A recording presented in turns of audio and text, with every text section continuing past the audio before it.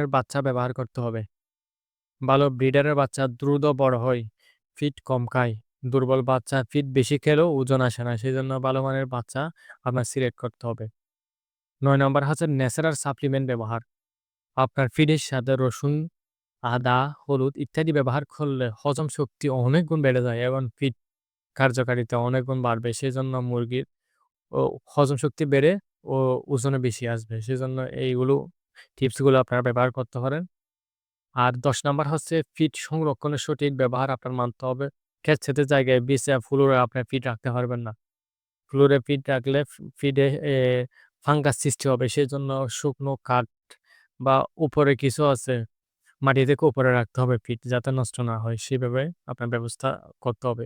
আজকে আমি আপনাদেরকে যে যে টিপসগুলো দিলাম আজকের ভিডিওতে, এগুলো যদি আপনারা মেনে চলতে পারেন, তাহলে আপনি অনেক গুণ লাভ করতে পারবেন। আপনার ফার্মও লাভবান হওয়ার পার্সেন্টেজ অনেক গুণ বেড়ে যাবে এই নিয়মগুলো মানবেন। সো আজকের এই ভিডিওতে এইটুকু। আপনারা সবাই ভালো থাকুন, সুস্থ থাকুন। আমার ভিডিওর সাথে থাকুন। ধন্যবাদ সবাইকে।